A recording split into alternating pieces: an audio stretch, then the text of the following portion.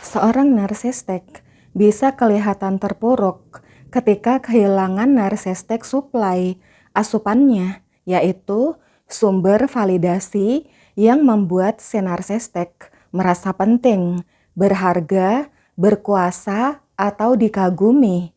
Bentuknya bisa berupa perhatian, pujian, pelampiasan kemarahan, bahkan reaksi negatif dari korbannya. Tapi jangan buru-buru berpikir, oh berarti dia akhirnya sadar dan jadi lebih lembut. Belum tentu guys, justru dalam kondisi tertentu, semakin lama si narsistik kehilangan supply, mereka bisa semakin impulsif, agresif, paranoid, dan penuh dendam. What? Misalnya, bayangkan seseorang yang egonya tinggi namun rapuh, sehingga sangat bergantung pada respon orang lain.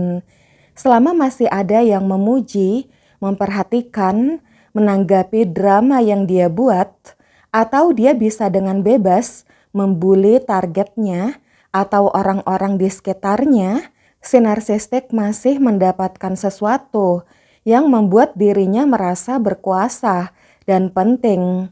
Inilah penyebab si narsistik disebut emotional vampire. Tapi ketika semua asupan itu tiba-tiba hilang, kosong, apa yang akan terjadi? Guys, kekosongan asupan itu bisa terasa sangat mengancam bagi si narsistik yang harga dirinya rapuh dan sangat bergantung pada validasi eksternal.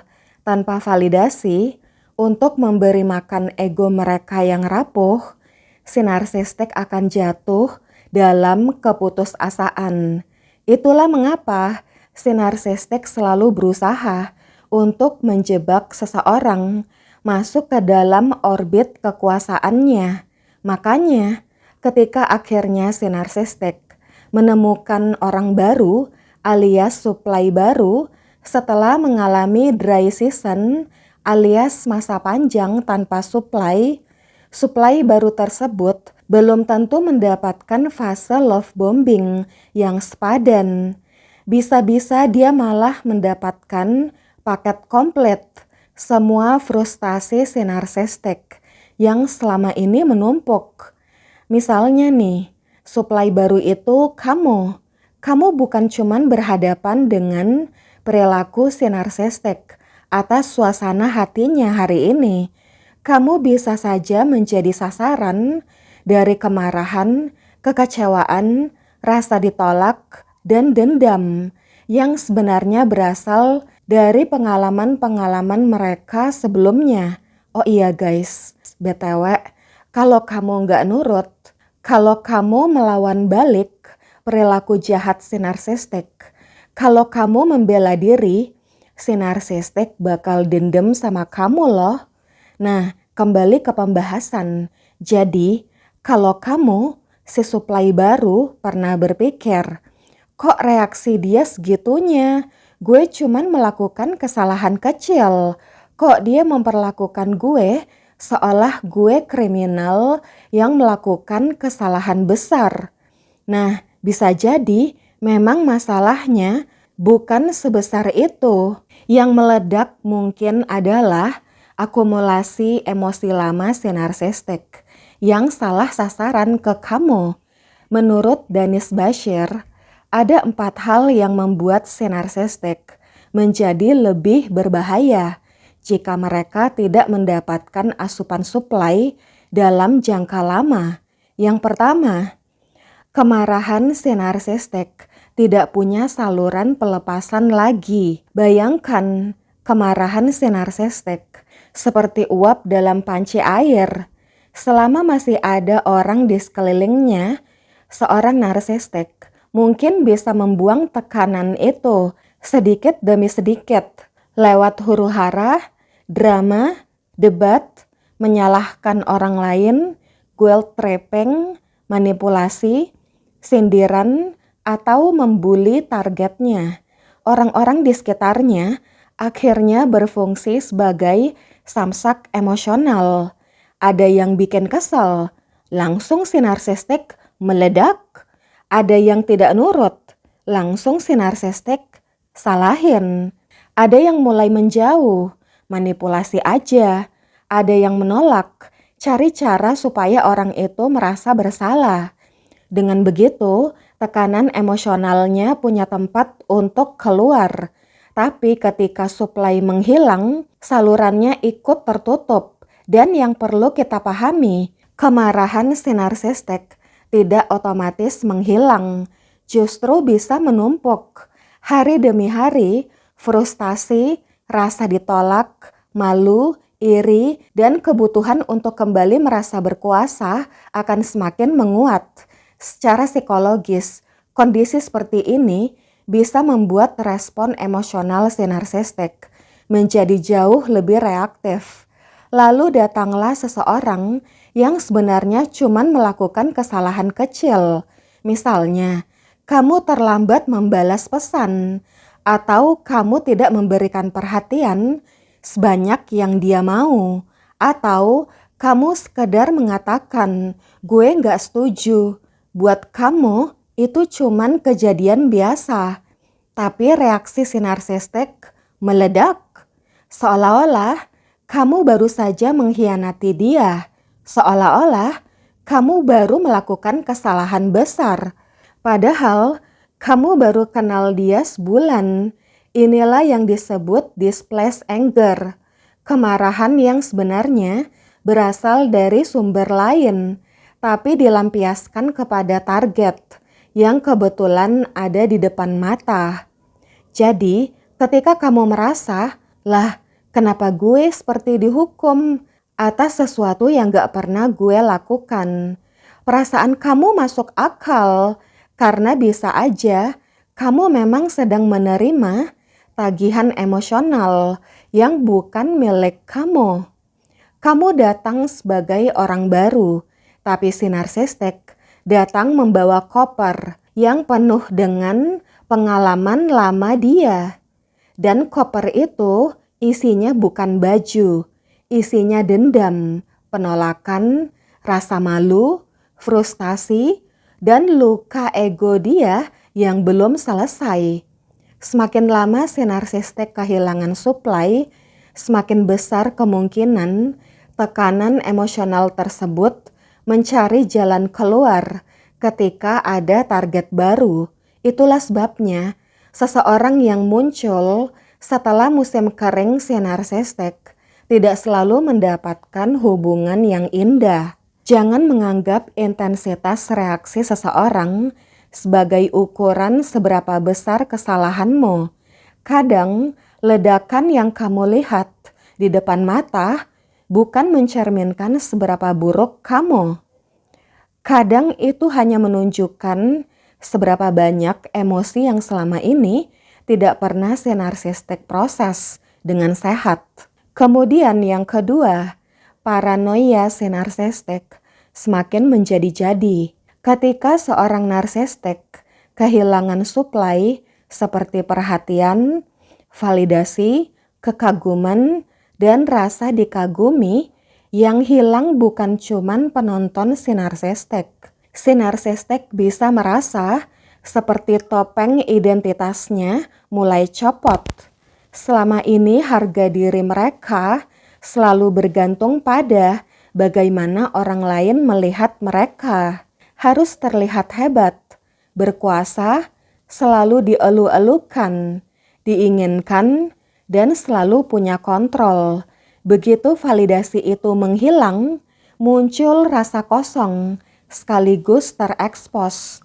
Masalahnya, daripada belajar menghadapi rasa tidak aman tersebut, si narsistik malah masuk ke mode paranoid. Tiba-tiba, semua orang dia curigai. Orang yang tidak membalas pesan, dia anggap sengaja mengabaikannya. Orang yang tertawa dengan orang lain, dia anggap sedang menertawakan dirinya. Bahkan penolakan kecil kamu bisa si narsistik baca sebagai penghinaan. Jadi di kepala si narsistik, dunia seperti berubah menjadi film konspirasi. Semua orang melawan saya. Paranoia ini kemudian bisa membuat si narsistik menjadi semakin agresif. Mereka bukan lagi sekedar mencari perhatian, tapi si narsistik merasa sedang berperang mempertahankan ego. Akibatnya, pertanyaan biasa kamu bisa dia anggap sebagai interogasi. Keterlambatan membalas telepon bisa dia anggap sebagai pengkhianatan. Dan senyuman kamu kepada orang lain bisa dia anggap sebagai bukti ketidaksetiaan. Akhirnya, kamu bisa dihukum atas kejahatan yang bahkan nggak pernah kamu lakukan. Kamu tidak melakukan kesalahan, tapi sudah kena sidang. Dalam kondisi yang sangat ekstrem, kecurigaan ini bisa mendorong perilaku seperti menguntit, memantau, menjebak, menyebarkan fitnah, atau menyerang reputasi korbannya. Bukan karena orang tersebut benar-benar menyerang si narsistik, tapi karena dalam pikiran si narsistik, ancaman itu sudah terasa nyata. Seolah-olah kritik internal di dalam kepala si narsistik sudah berubah menjadi pasukan musuh.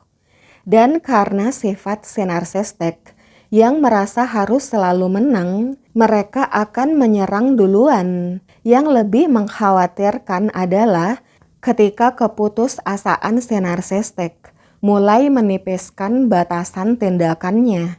Saat masih punya cukup supply, si narsistik mungkin masih bisa menjaga kemasannya. Datang dengan pesona, hadiah, janji manis, love bombing, atau rayuan. Manipulasinya masih dibuat cantik supaya kamu nggak langsung sadar. Tapi ketika si narsistik benar-benar kelaparan asupan, kesabaran itu bisa menipis.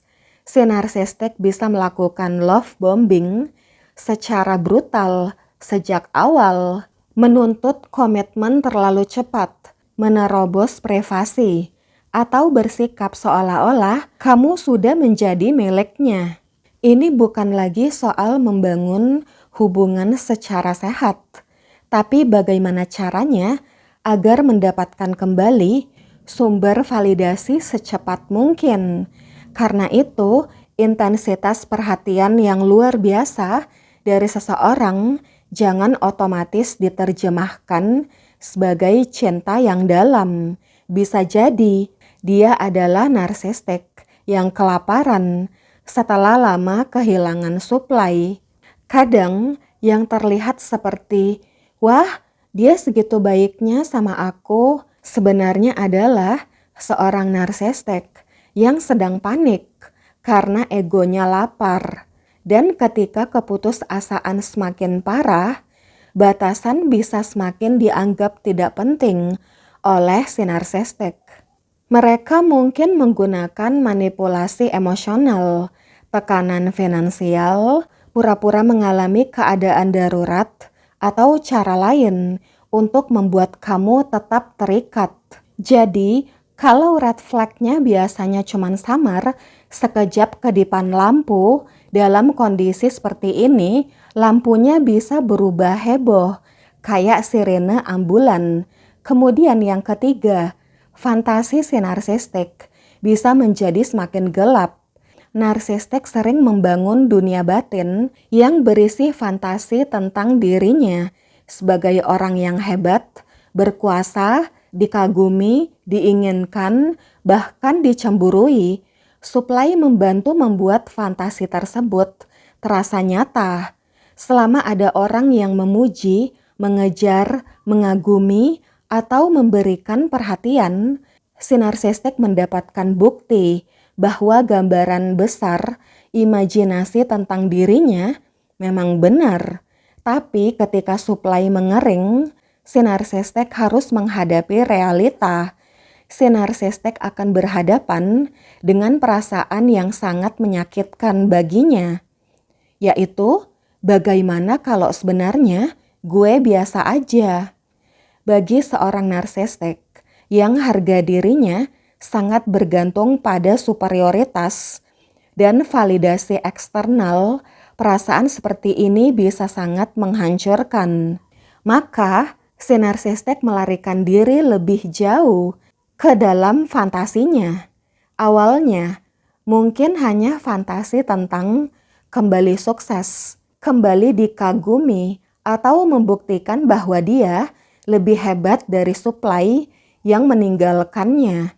Namun, jika semakin lama tidak dikoreksi oleh realitas, fantasi itu menjadi lebih ekstrem, seperti membayangkan balas dendam, mempermalukan orang lain, membuka aib orang lain, mendapatkan kembali kekuasaan, atau membuat orang yang menolaknya menyesal. Disinilah masalahnya. Kalau seseorang terlalu lama hidup dalam narasi yang dia bangun sendiri, batas antara saya membayangkan ini dengan saya harus melakukan ini bisa semakin tipis. Dalam hubungan, supply yang meninggalkannya bahkan bisa dijadikan target tunggal, pelampiasan dari rasa kesal si narsistik atas semua orang yang pernah membuat si narsistik merasa ditolak. Akibatnya, si narsistik kembali ke mantan supply-nya bukan untuk memperbaiki hubungan, tapi untuk mengambil kembali kendali. Si narsistik bisa menyabotase, memancing konflik, atau sengaja mendorong kamu sampai hancur, hanya untuk membuktikan satu hal dalam pikiran mereka. Saya masih punya kuasa atas kamu. Fantasi tentang dikagumi akhirnya bisa berubah menjadi fantasi tentang menghancurkan.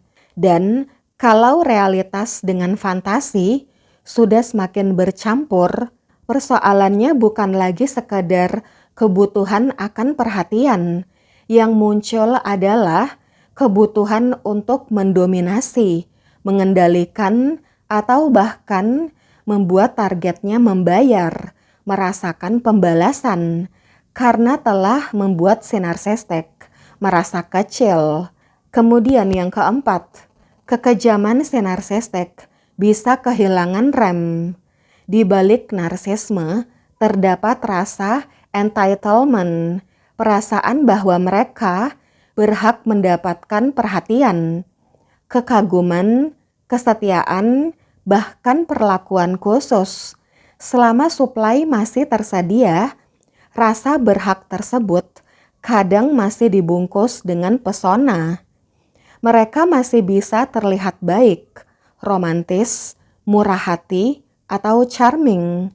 Tapi ketika supply menghilang, lapisan tersebut bisa semakin tipis. Rasa berhak berubah menjadi, kalau kamu nggak mau memberikan asupan secara sukarela, saya akan cari cara supaya kamu tetap memberikannya. Pada titik ekstrim, penderitaan orang lain bisa menjadi kurang penting dibanding kebutuhan si narsistik sendiri. Kamu menangis, yang penting pikiranmu masih tertuju kepada si narsistik.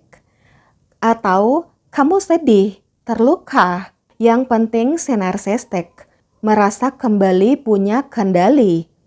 Karena itu, kekejaman tidak selalu muncul dalam bentuk teriakan atau kekerasan yang terang-terangan. Kadang justru bentuknya sangat halus, permainan pikiran, isolasi, sabotase, gaslighting, penghinaan terselubung, membuat kamu meragukan diri sendiri, atau menciptakan situasi yang membuat kamu sulit membuktikan apa yang sebenarnya sedang terjadi. Dan justru karena dilakukan secara halus, kamu bisa merasa seperti, perasaan gue bilang ada yang salah, tapi kok gue nggak punya bukti. Itulah yang membuat bentuk manipulasi seperti ini begitu melelahkan secara psikologis. Semakin lama si narsistik berada dalam kondisi kehilangan supply, semakin besar kemungkinan perilakunya menjadi impulsif atau ekstrem, terutama jika kebutuhan untuk mendapatkan kembali kontrol mengalahkan kemampuan si narsistik untuk menahan diri. Namun, penting juga dicatat ya guys, tidak semua orang dengan ciri narsistik akan menjadi berbahaya, agresif, atau melakukan tindakan ekstrem ketika kehilangan validasi. Reaksi setiap orang berbeda.